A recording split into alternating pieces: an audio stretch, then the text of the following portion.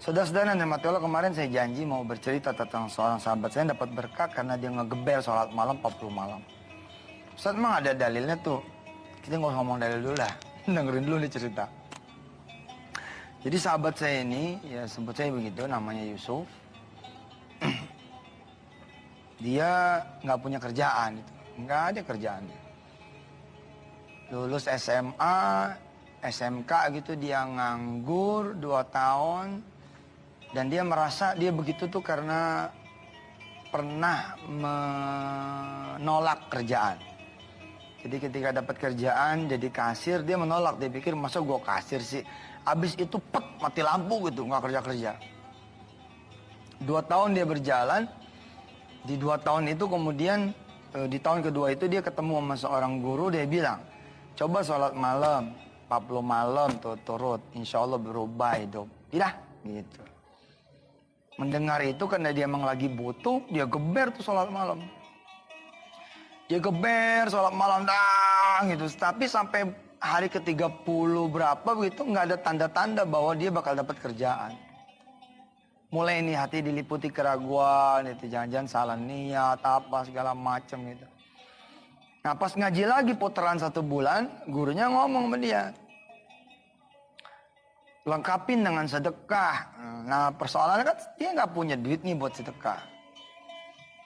Dia kemudian bilang sama Allah, di malam keberapa, 30 berapa, dia bilang sama Allah, ya Allah, kalau nanti saya kerja, ini kebablasan nih orang. Kalau nanti saya kerja, gajinya buat engkau dah semua gitu.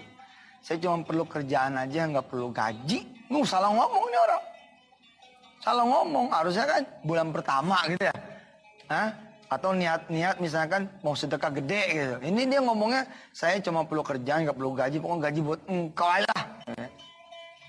Nah pas di hari ke-40 gitu, atau kurang dari 40 atau lebih dari 40, dia dapat informasi ada perusahaan butuh pekerja, nyari pekerja. Dia datang ke situ bawa kurikulum vitae, datang.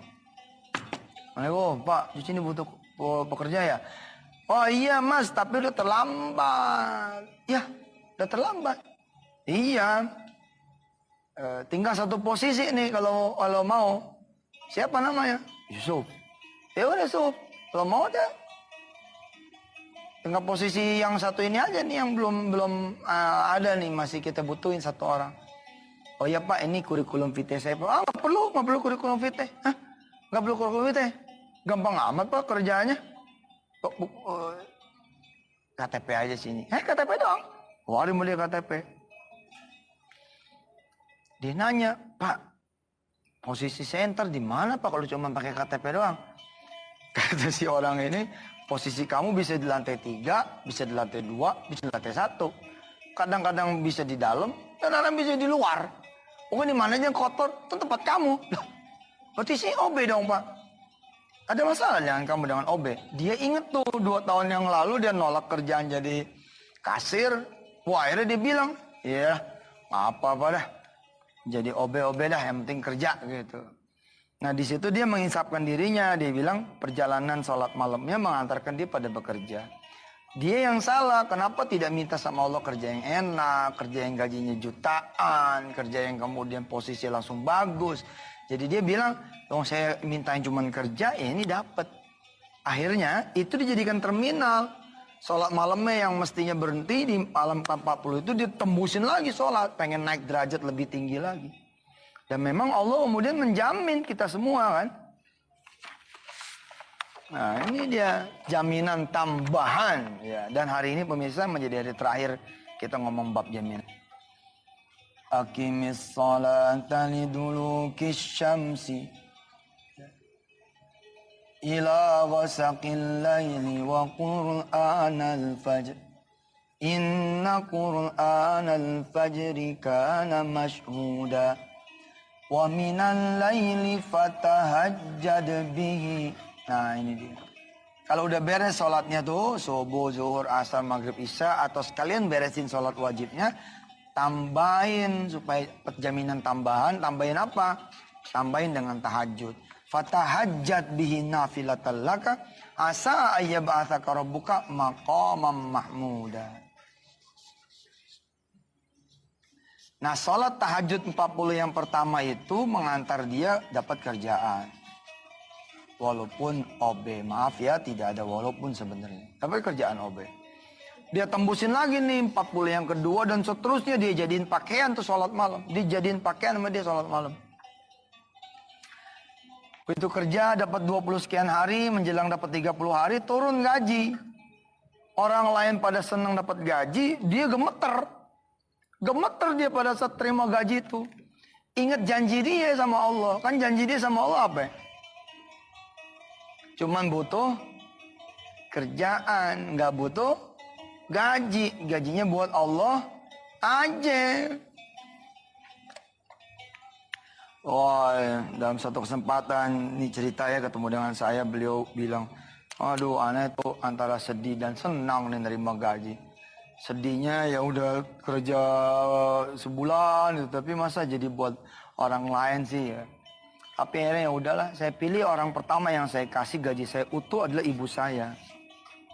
Pinter nih dia, asal jangan janjian aja tiap bulan buat ibunya. Terus janjian, Bu, saya kan punya janji buat Allah, ini buat ibu, ibu pulangin. Jangan begitu, itu namanya lu curang, ngomong kali kong namanya. Dia serahkan ke ibunya tuh gaji. Nah, kalau mau dapat jaminan tambahan lebih hebat lagi selain tahajud apa? Ini sedekah, kompletin. Wajibnya beresin sama ente. Tahajud geber-geberan, duha geber-geberan. Sempurnakan sama sedekah. Nah, orang ini sempurna nih. Dikasih ke emaknya. Waktu itu dengan lembur segala macam 400.000. Dia bilanglah sama ibunya. Mak, ini gajian saya. Ibunya nanya lagi. Kamu udah misahin? Mau gak usah nanya dah. Mungkin sedianya nanya itu misahin belum. Bukan, kamu udah misahin belum? Kalau belum ambil aja berapa. Udah pokoknya membuat emak aja semua. Siapa sangka ternyata nasibnya berubah gitu. Ya berubahnya seperti apa ntar kita lihat ya. Insya Allah. Mudah-mudahan jaminan buat kita bukan cuma jaminan makan, minum yang sifatnya asasi, nafas, tapi juga ada jaminan-jaminan tambahan karena kita mau melakukan ibadah-ibadah nafilah, ibadah-ibadah tambahan. Baik, saudara-saudara yang dirahmati Allah, urusan sholat ini memang kadang-kadang kita nggak tahu ya yang kita mau temuin itu siapa, sehingga kita tidak happy, kita tidak merasa, oh kita mau ketemu Allah nih yang bayarin utang saya, oh kita mau ketemu Allah nih yang mengangkat derajat saya, oh saya ini butuh kerjaan, saya mau ketemu Allah, enggak tuh. Karena mungkin pengetahuan kita kurang tentang Allah Subhanahu Wa Taala gitu. Kita lebih pengen ketemu yang punya proyek, saudaranya direksi. Bila baru saudaranya direksi kita udah, gue punya tuh temen dia saudaranya direksi. Aduh, ini yang punya direksi.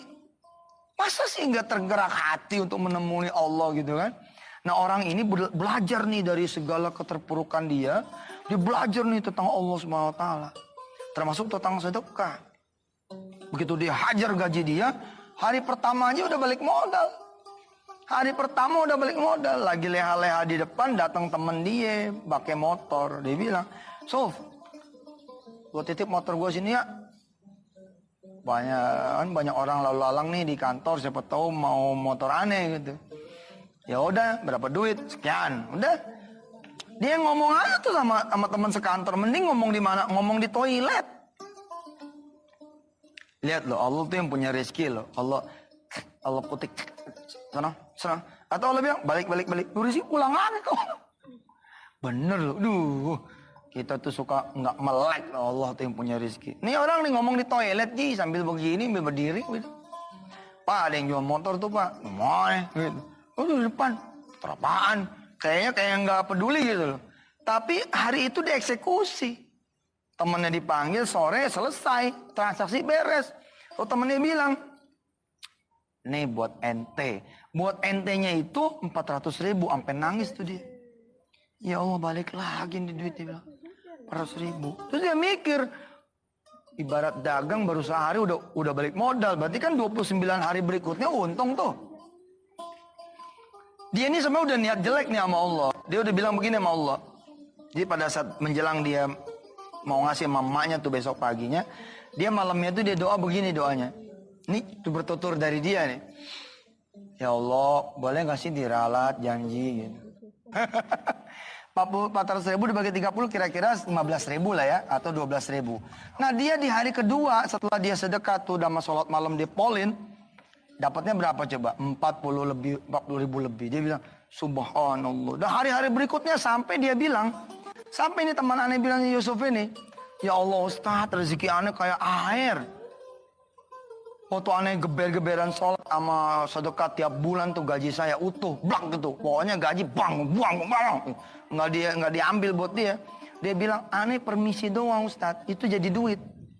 Saya bingung. Permisi doang jadi duit, hebat amat loh. Cuma ceritanya gini Ustaz, ada orang nih di jalanan, saya permisi bang. Dipanggil sama tuh orang, sini. Ini buat lo. Oh permisi tuh begitu dapat duit. Permisi doang dapat duit itu begitu. Subhanallah, itu bulan kedua penghasilan dia diinget-inget 7 juta. Ngasih 400.000 sama Allah, sama geber-geberan sholat malam, penghasilan 7 juta. Lah manajernya dia sendiri nggak nyampe 5 bos. Nggak nyampe 5. Menjelang gajian dia udah tersenyum tuh.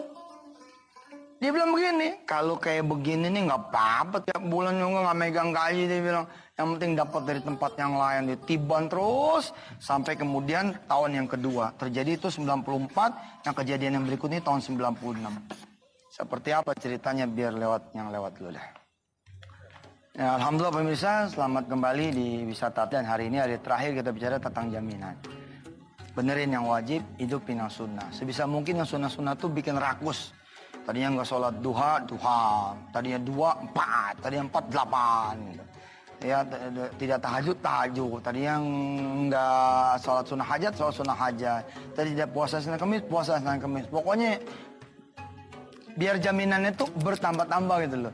Kan ada orang gini ya, ada jaminan, ada uang gaji tuh ya. Terus ada uang apa lagi biasanya? Transport, ada apa lagi? Makan, apa lagi?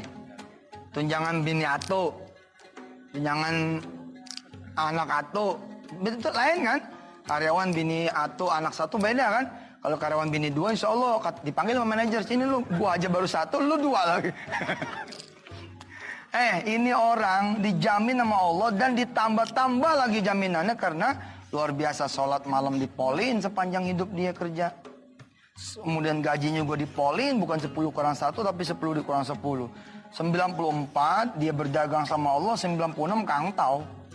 Dagang besar 96.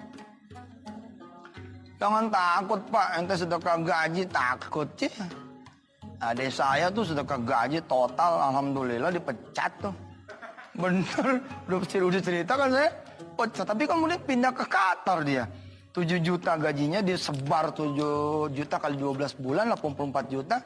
Orang pindah ke Qatar, digaji di Qatar 124 juta, 125 juta, Masya Allah. Jangan takut, nggak ada yang bakalan tambah miskin karena sedekah. Nah sahabat ini 96 jadi driver nih, udah jadi protokol sih, tapi dia bilang, saya mah sopir Ustaz, orang kerjanya cuma jemput-jemput orang doang, tugasnya di bandara jemput orang. Suatu saat dia datang nih kang taunya, ada orang di belakang duduk, bos lah gitu. Pusing mukanya, dia jadi sopir nanya, Pak, Bapak pusing amat kenapa? Orang ini bilang, pengen tahu aja gitu. Ya kali aja Pak saya bisa bantuin. Kamu bisa bantu apa? Dia bilang, saya bisa bantu doa Pak. Iya bener juga kata nih orang. Bantu doa, ya. Saya ini lagi jual tanah. Tanah itu mahal, miliaran itu. Miliaran. Kita kan R, ribuan. Ini miliaran. Kita paling banter J nih, jutaan gitu. Oh Bapak jual tanah, iya tanah ini saya pengen jual buat tutupin masalah saya gitu. Tapi sampai sekarang belum dapat pembelinya. Terus orang ini bilang, Yusuf ini, kalau saya yang jualin gimana Pak? Lagi-lagi orang ini nanya nih di belakang, ngecilin gitu. Kamu, saya aja direktur nggak ada teman yang bisa beli, kamu lagi. Jawaban nih Madura satu, nih mana Madura nih, saya belajar sama dia. Apa kata ini orang? Saya emang gak punya temen Pak yang kaya. Tapi saya punya Allah. Waduh, itu kalimat kalau kata bahasa Twitter, jelek. Pakai tanda seru. Iya, kayak nampol itu, buak gitu. Saat memang tidak ada Pak saya teman, tapi saya punya Allah. Ntar malam saya bangun Pak. Saya bilang sama Allah, ntar cariin pembelinya lewat tangan saya. Oh, kalau lewat tangan kamu, ntar kamu saya bagi sekian. Ya udah doain dah. Didoain tuh dia dijalanin tuh sholat malam, babat gitu. Subhanallah, hanya sampai 3 minggu apa berapa gitu, ada orang dari relasi Jepang apa itu beli tanahnya ini orang. Kemudian dibagi pada tahun 96, 1,2 miliar rupiah. Masya Allah. Iyalah 400.000 lu kali 700 kali lipat berapa tiap bulan? Hah? Tiap bulan dikali 700 ya. Hari ini belum ngaji ya? Apalah, saya sekali nggak ngaji. Ya, 700. Kemudian ditunaikan sama Allah di tahun 96. Nggak ada lah orang nyesel, saudara. Tahajud tiap malam. Kenapa sih kita ngantuk gitu ya salat malam? Karena kita nggak biasa. Insya Allah kalau udah biasa mah. Saudara biasain aja. 7 hari, 8 hari tahanin aja, tahanin. Ya, ngantuk dikit wudu. Ya, insya Allah. Ya, kemudian bawa korek api 2. Buat apa coba korek api? Buat ganjal mata. Ya, emang kita nih banyakan molor, udah tahu susah, banyakan molor. Dah ya, cerita jaminan selesai nih. Ya, nanti kita perdalamnya di website aja lah, di www.wisatahati.com atau di yusufmansur.com. Nih, lihat nih di layar kaca. Wah, nih editor jangan sampai yang gak ada nih, aneh tangannya udah begini-begini, terus nggak ada lagi. www.yusufmansur.com. Nanti kita bicara tentang tahajud apa segala macam lewat artikel teman-teman itu ya, diupload di sini. Pemirsa, di ujung Jumat ini saya tidak baca Quran memang, tapi inilah Qurannya. Wa minal laili fatahajjat binafilatan laka. Ini surah Al-Isra ya. Baiknya sih saudara baca aja dari ayat pertama sampai akhir. Bagus kok. Nanti sampai ketemu wa minal laili. Pemirsa, berdoa ya, mudah-mudahan panjang umur. Doakan Yusuf Mansur, mudah-mudahan juga panjang umur dan diterima ibadah kita oleh Allah Subhanahu wa taala. Bismillahirrahmanirrahim. Ya Allah,